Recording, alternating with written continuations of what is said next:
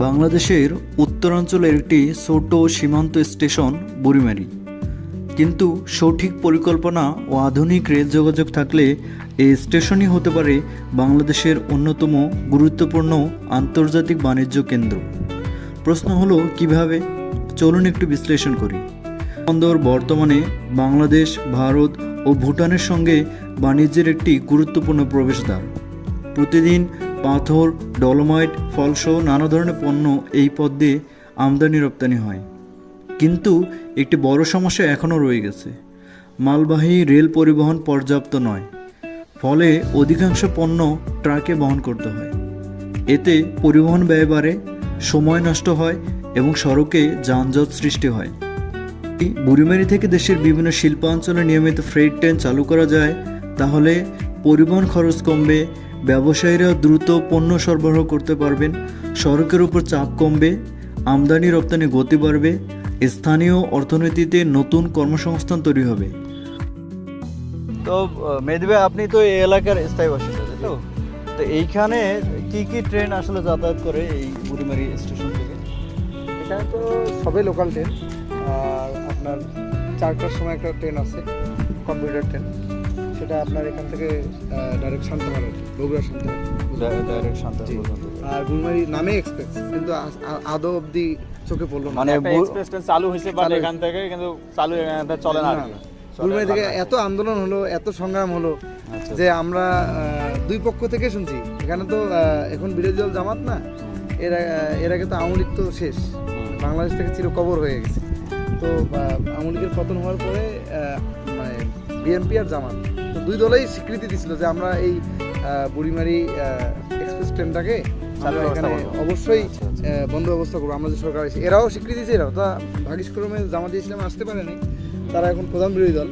আর BNP সরকার আসছে গভর্নমেন্টে, তারা তাদের যে স্বীকৃতি সেখানে কোনো মানে অগ্রগতি এখনো নাই। তবে শাটল ট্রেনে আপনাদের তো অনেক সমস্যা। তাহলে বুড়িমারি কিন্তু একটা বিজনেস হাব বলে আমরা পরিচিত, আর ব্যবসার জন্য সে যোগাযোগটা খুবই গুরুত্বপূর্ণ। এখানকার যোগাযোগের তো মনে হয় অন্যতম মাধ্যম ট্রেনটাই মনে হচ্ছে। এখানে হচ্ছে বুড়িমারিতে সবচেয়ে বড় আমাদের এই উত্তরবঙ্গের মধ্যে প্রথম বলতে গেলেই হচ্ছে রাস্তাঘাট।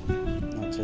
আমার ব্যবসার পূর্ব শর্তই তো রাস্তাঘাট উন্নয়ন। এখানে রাস্তাঘাটগুলো খুব বেশি উন্নত আমরা দেখলাম না। হ্যাঁ, আমার মানে যখন আমি ক্লাস 10-এ পড়ি তখন থেকে তো একটু ভালো বুঝি।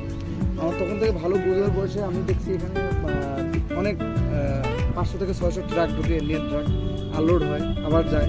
কিন্তু আমাদের যে রাস্তা এখানে 4 লাইন তো নেই, এখানে আমাদের যে কাস্টম এরিয়ার রাস্তা সেখানেই ভাঙাচুরা, মানে ইন্ডিয়ান গাড়ি এদিকে যাবে না, ওইদিকে যাবে না। আমিও এখন ব্যবসার সাথে লিপ্ত, আপনার 2019 থেকে লিপ্ত, মানে ব্যবসার থেকে ইনভলভ। 2022 থেকে আমি ইম্পোর্ট শুরু করছি।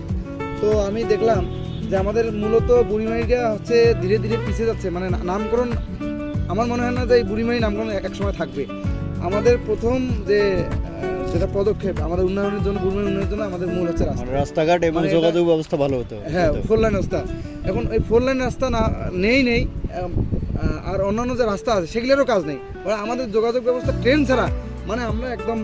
তো এই যোগাযোগ ব্যবস্থা না থাকার কারণে আপনাদের ব্যবসায় তাহলে অনেক ক্ষতি হচ্ছে বলে আপনার কাছে মনে হচ্ছে? আমরা এই যোগাযোগ ব্যবস্থার কারণে আমাদের মূলত এই বিজনেসটা মানে একদম হুমকির মুখে হচ্ছে, ক্ষতিগ্রস্ত, এবং হুমকির মুখে একমাত্র কারণ হচ্ছে যোগাযোগ ব্যবস্থা আর রাস্তাঘাট।